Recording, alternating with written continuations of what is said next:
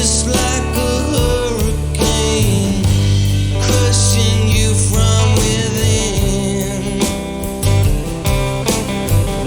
Your sense of beauty lost in life, what's the cost? Crushing you from within, crushing you from within.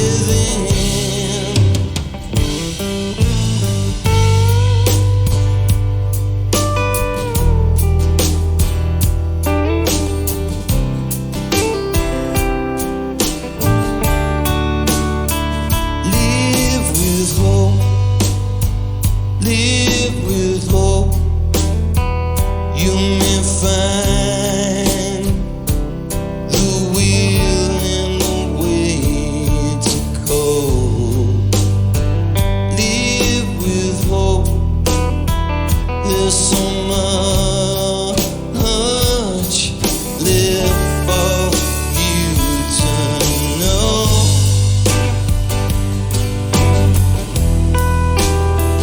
There's so much left for you to know. Now here it comes again, just like a hurricane, crushing you from within. Your sense of beauty lost in life, what's the cost? Crushing you from within, crushing you from within, crushing you from within, crushing you from within, from within.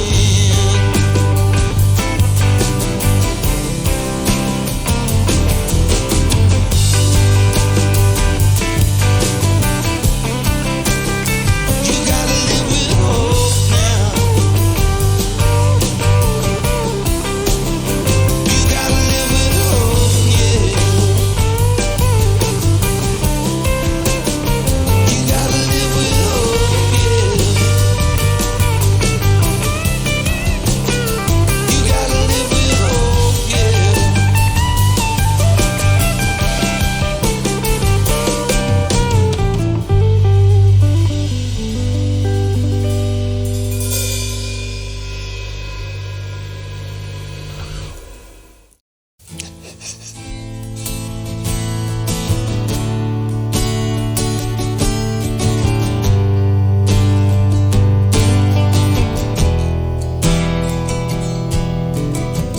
You wake up fully clothed, wipe the blood from your nose.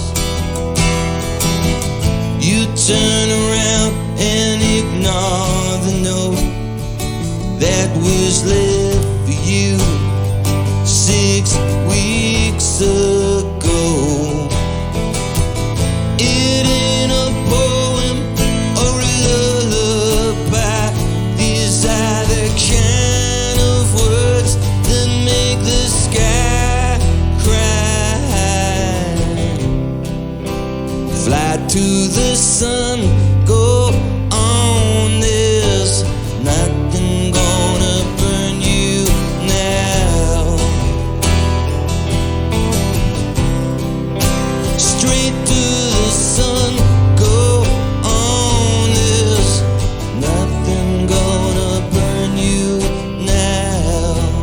No, there's nothing gonna burn you now.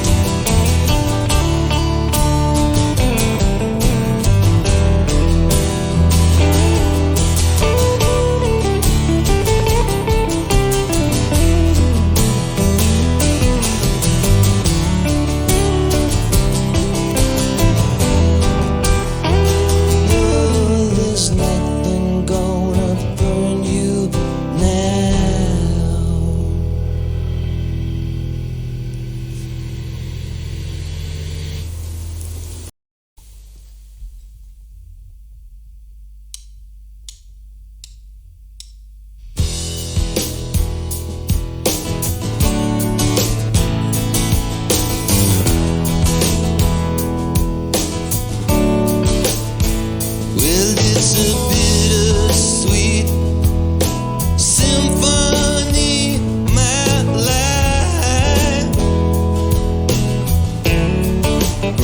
Trying to make ends meet. You slept too much, then you died.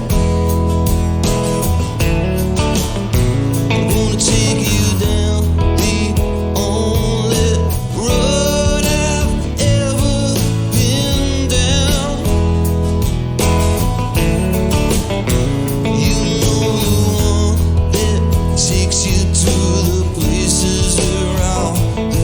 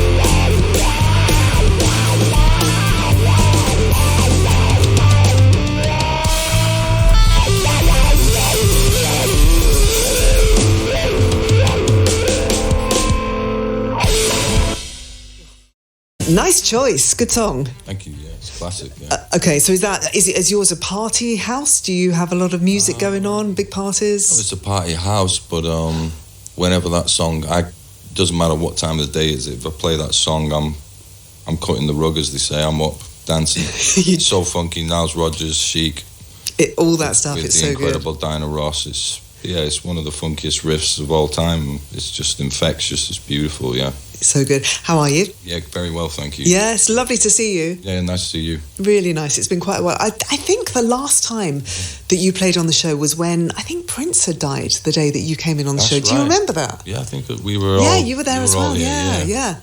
I'm not sure. Did we do a little... You did a song and then you snuck some Prince into the song that you were doing because it was very, very clever, just as a tribute. Sad night, yes. It was really shocking, yeah, it really was. Anyway, not to bring the tone down, but it's very lovely to see you again. You too. I was there at one of the Oasis gigs, one of the many Oasis gigs, got there early so that we could actually see your performance, and you were incredible, honestly, Richard. You were incredible. It was so lovely to see you in action. No, yeah, it was amazing, amazing summer, great experience. Yeah. And, the crowd were just so great with me, like I've got a few big songs, and I think that helps, and just the audience gave so much for what, a support act. It's incredible to see, Let's talk about that, the other side of the first song that you're going to do with us. So this is from the album, which is out tomorrow. That's right. The album is called Loving You, which is the title of the song, which we've had as Infatuation. We've played it loads. It's so good. Having heard the album, your voice is sounding better than ever, I think. It really is. There's a softer tone to it at times, I think, more soulful. Yeah, it's maturing. It's finding different places, I think this thing never ends, It's just, you just grow and you try new things, and, must be quite nice as an artist, actually, to find that your voice is changing, your tool is changing. Yeah. In certain songs, it gets deeper, it's richer, and also your life story, the emotion you bring to the words. Same with when I'm singing the old songs, I'm bringing 20 odd years of love, pain, loss, and everything else to it. So it just imbues it with a new soul, a new spirit. So yeah, it's good times to be recording, good times to be playing. Good times to be alive and doing concerts, Tell us about the song that you're going to do first then. So it's called Live With Hope. This is great. This is a really good song. Yeah, Live With Hope. It's much more like... The album's quite eclectic, really. So we've heard Lover, we've heard Loving You, and both of those come from a sample. And this is really stripping it right back to a big part of my songwriting process, something that came from the acoustic guitar. And really it's just the sentiment of, we've all been living through difficult times, some more than others, and... sometimes it is easy to lose the sense of the light and lose that hope, and it's just a simple message of live with hope, and the dawn will arrive, and maybe there's something the next day you can hold on to and keep going and keep fighting, I definitely, by the end of the song, had a feeling of optimism within me, so it works. So let's hear it, let's play it to everybody listening right now to Radio 2, live from Maida Vale. This is Richard Ashcroft. This is Live With Hope. Richard Ashcroft live on Radio 2, and that is from the new album out tomorrow called Loving You, and that was Live With Hope. I found it quite moving when I was listening to that coming in on the train. Then after hearing the news tonight as well, it feels particularly poignant and very moving. Great record. The gigs that you did with Oasis, they must have had quite a profound effect on you, and more than you could ever have expected, right? Absolutely, yeah. In what way? I think it was just things have gone full circle. Both bands, we go right back as friends, musicians. We've been in the transit vans, we've been in the toilets, we've taken it right to the top. But it's also like it's not validation, it's not like an ego thing, but it's just beautiful that, that era when we first started, we're always told everything had been done. There was, the Beatles, the Stones, the Sex, all these bands, they've already achieved it. There's no point. And you're not going to write classic songs. You're never going to be that. And it's just beautiful to see that after all those years, there's such a warm appreciation of the songs, and they've gone into the fabric of the culture. And and to see the younger elements of the audience and what they're bringing, and the fact that even since the gigs, I've met so many young musicians who went to the concerts, and that's given them that extra impetus to write their own songs. Because like I've said before, it's been years of culture that is, you know, I'm not doing down Simon Cowell. God bless him, he's got a great business model, but it Simon has Cowell. bred a idea that in order to make it in the music industry, you need a panel of judges, you need someone to write your song, you need someone to dress you, you need someone to show you some dance moves. And I think this has just proved that there is another way, you know, there's another direction that as a young person into music that you can explore and you can, you know, possibly make a career out of, but you can definitely write something that moves people. And I think it'll bring back the power of the song. You know, it's been a little bit lost, whether that's algorithms and what we get pushed to or echo chambers, whatever it is. But, you know, the song is such a powerful thing. It can have such a incredible effect on the listener. Of course. And that really brought it back to me to see all the people there watching Oasis, seeing the crowd, seeing the tears, seeing the hugging, seeing that raw emotion. It just brings back that this is like I said before, the most powerful art form in the world, you know. It's just a privilege to be part of it. And were there tears and hugs and raw emotions backstage as well? No, I just think we were just, we had a job to do, and, you know, as far as the band, they did an incredible job. And I think it was after that first night in Cardiff, we realised, oh, yeah, you know, this is going to be incredible. This is going to be, because you're facing a crowd that have waited 16 years to see the band that's on after you. Yeah. And that can be quite intimidating in a sense of how they're going to take it. It is the desperation to see Oasis just going to completely override what we're doing, but it just felt like a beautiful mutual thing where it was perfect. It was meant to be. It was life affirming. Yeah, life affirming, really was. And also something that, you know, who knows, one day I might play Wembley on my own. You know, I've always been a bit of I've always had self-belief, but you can be real as well and say, you know, these things may never happen again. Life's funny. Life can throw you all these different curveballs. You can't predict it. But, you know, what I did do is, being slightly older now, instead of things going across and away in a blare, I did take time to suck in those moments and really take it in rather than it just be a blare. Because I'm, you know, a bit more confident in what I do now. I can do that. I can, instead of it just being a ball of anxiety or energy or craziness, it's some of those moments lasted, those seconds felt like they lasted a long time because I was really consciously trying to take it in. And how wonderful to have not a second chance, but to be older, to be able to appreciate it fully. Exactly. I mean, it's amazing, right? Yeah, of course. I mean, no one thinks when you start, you know, you have very you know, first of all, it's getting your band together, then it's the first gig, and then it's maybe your first gig in London, or maybe get signed, and you have all these dreams.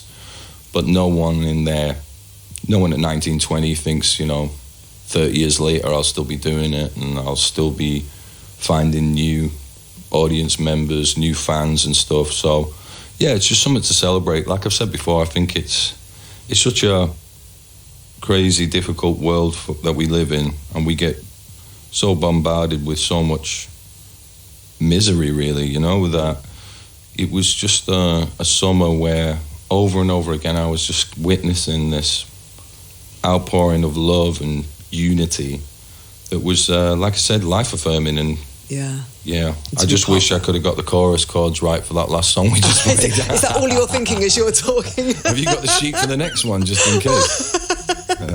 We can play another song if you want to have some time to... No, I'm good. No, you're good. Can I just say the musicianship as well, your band here today, on an amazing guitar, we've got the bass. Do you want to tell us who's here? Yeah, we've got Steve Wyman on guitar, all the way from Oakland, America. We've got Damon on bass, ex of Ocean Colour Scene. We got Tom over there on the drums. I'd say Tom Manning. Tom Manning, I'm right, aren't I? Tom Manning, yeah. Yeah, and I wouldn't care if there was a relation. I've always wanted to say that. But yeah, we're still United Nations of Sound. We've got Wales, we've got Oakland, California. We've got the two Billinge Hospital boys. I've said before, we were both born in the same hospital. Me and Damon. Really? Yeah, we call ourselves the Billinge Hospital Survivors. Because back then it didn't have the greatest results. But look at you now. Look at you now. The next song you're going to do, what is that going to be? That one is Fly going to the Sun. be Shall I Fly tell to you? the Sun. Okay. Are you ready? You good to do this? Yeah. As long as I know it's C, G, and D. Yeah, we're good. Okay. Fly to the Sun. It's Richard Ashcroft live on Radio 2. Happy with that? All the chords in the right order? Yeah, I got it right. Very good. Happy about that. There's a song on the album called Au L'Amour, which is really beautiful. I like that an awful lot. Do you have a favourite on the album yeah, so I love far? Au L'Amour. I think it's kind of like influenced by more the old crooners, the French sort of songwriters and singers. Heavy News, I love Lover. Put a lot of work into that one. There's quite a few really. It's a bit early days. It's obviously Once your we baby, play so it's them quite live hard. A bit more, we'll find out what's really hitting. Yeah. So in terms of dates, I know it's just been announced that you're doing Alexandra Palace, the summer series in London. That's the 17th of July. So that's one of these big outdoor festivals that you're going to be doing. So that's a big deal, right? Yeah. We're doing a number of arenas, doing an arena tour, and you're supporting Oasis in South America. You're doing Argentina, Chile, and Brazil. Yeah, and that's really soon. That's in November. In November. So that's kind of like for this stint. I was there at the beginning in Cardiff, and I'm going to be there on the last one in Sao Paulo. And particularly looking forward to Argentina. I do okay in Argentina too, and they are very fanatical. And they give so much love.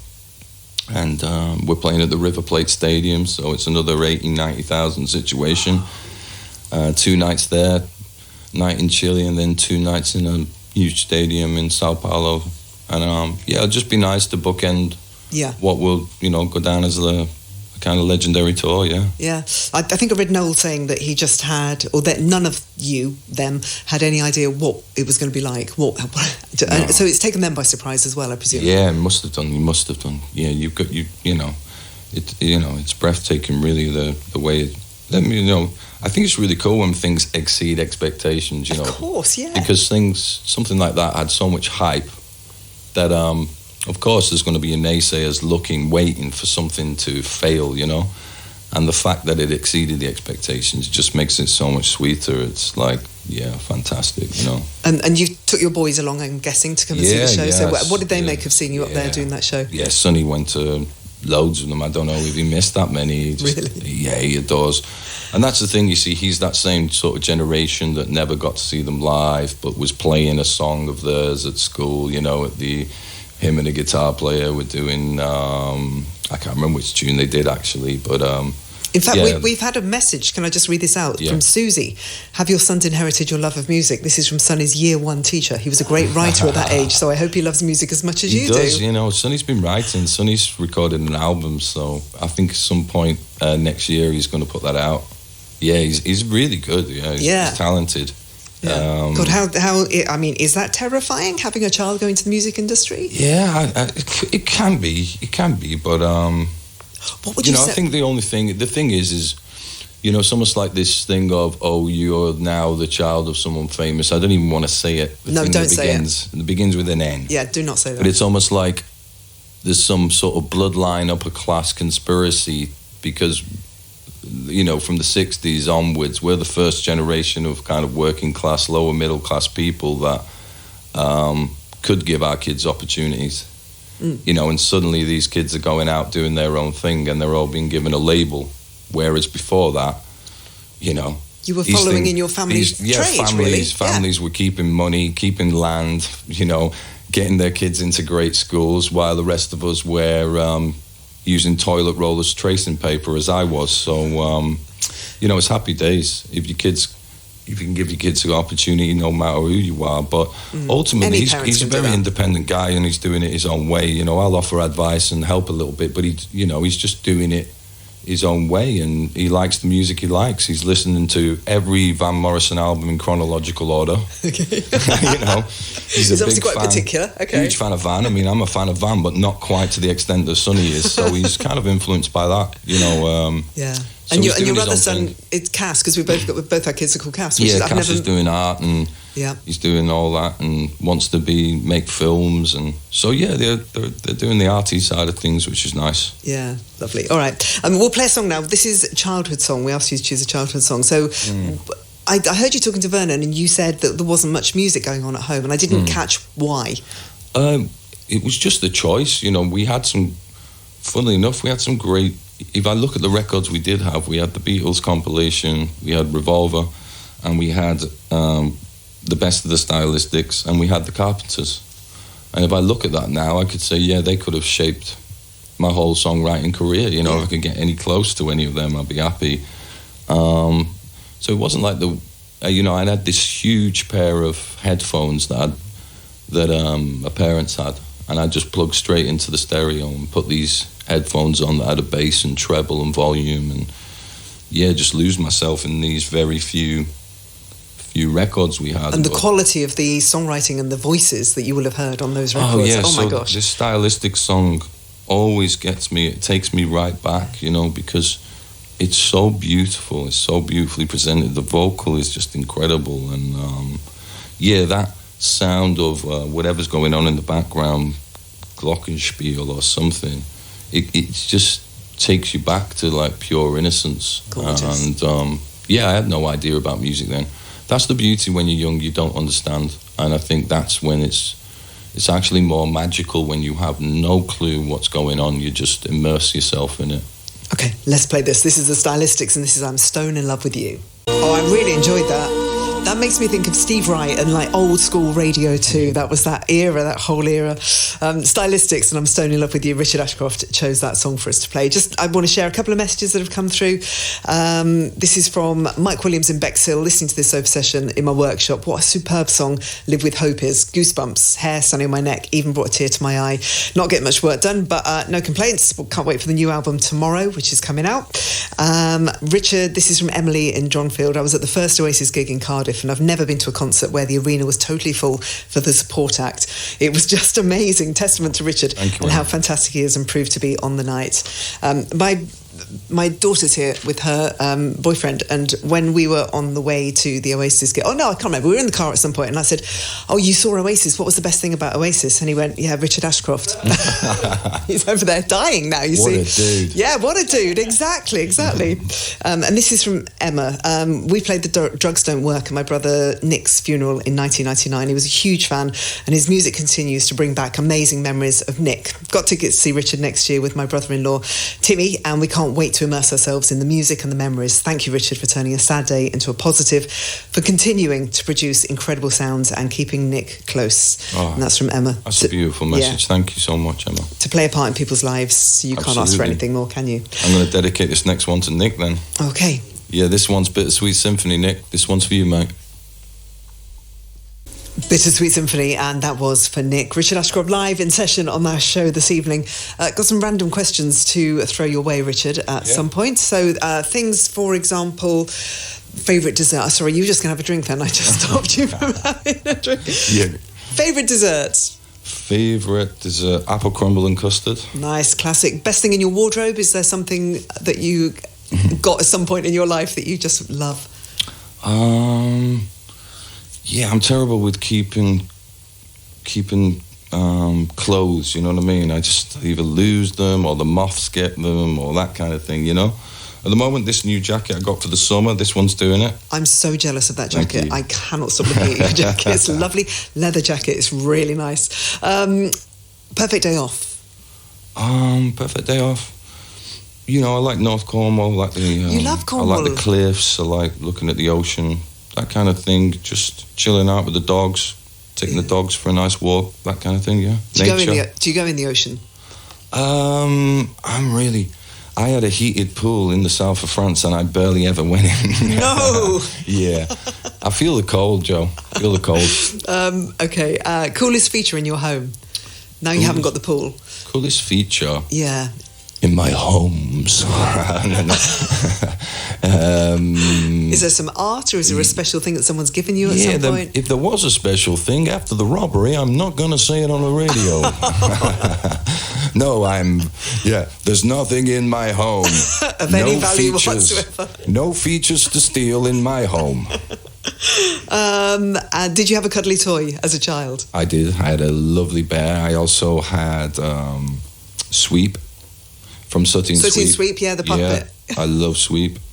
Sweep always had it more than Sooty for me. And oh no, Sweep was the coolest thing. We've got one at home as well. It's interesting, isn't it? Why was he was Sweep a so rebel. much cooler? But he was he? Yeah, he was naughty. That's why I was attracted to That's him. the one. You knew that. Yeah, Sweep and the old brown bear with the one eye, that kind of thing. Did he have a name?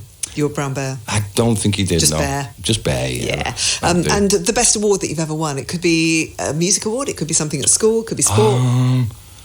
I think musically, I think it's always amazing to get an Ivor Novello, because you look at the list and the history of it, and some of the people who've won them before you, you're just like, wow, things like Bridge Over Troubled Water, George Harrison. You look at these lists and you think, wow, I just won the best songwriter of the year, Ivor Novello. So that's what counts. Yeah, so the Ivor Novello, and I didn't really win much before that. So not egg and spoon race or anything like that at school. No, I didn't really win many medals. That's why. That's why you're doing music. As I said to you before, Joe, when I turned up at Wigan Baths for my work experience with my trunks and my towel, I didn't have my 25 metres proficiency award. So I was off in the toilets cleaning the toilets. So if I'd had some awards then, I would have done well. I could have been a lifeguard now instead of written all these tunes. But look at you. Yeah, I wasn't bestowed with many awards as a child, but I've had a couple since then. But like I say, the Ivor Novello, out of all of them, it feels like something significant, you know what I mean? And it is. You're going to do another cover for us now, or we asked you to do a cover for us, sorry. Did. And tell us about this. I'm worried we're going to run out of shows. So. Yeah, sure. This is a cover of All Along the Watchtower, Bob Dylan, which I was looking at it, it's almost like 60 years old, if we talk about the power of the song and how things last. And it's just a great song, simple chords for me, for my cover. I think we're going to we'll do our best with it. All right, okay. Thank you. Here we go. Oh, Steve Wyman on guitar. We also had Tom Manning on drums. We had Damon Minchella on bass, and we had Richard Ashcroft on vocals. That was amazing. Thank you. All Along the Watchtower, Bob Dylan, but done tonight, especially for us on the show. It's been so nice to see you. We are running out of time for the rest of what you were going to say. We wanted your exit song. Your exit song is "I'm the Resurrection." Like I said to you, this is the end of music. Yep. I want to choose one of those jukebox where you get your money's worth. So like the 8-minute version of this song. Yeah, exactly. You get your money's worth, If it's the end of it all, let's go out with the greatest outro, that there possibly guitar is. outro that there ever was, Okay, the album by Richard is called Loving You, and it's out tomorrow, and we'll end with just a little snippet of the Stone I'm sure Roses. you won't going to hear the outro, folks, but you know how it goes. You get about a minute of it. Yeah. It's I Am the Resurrection. Thank you, Richard. Thank you. Thank you so much.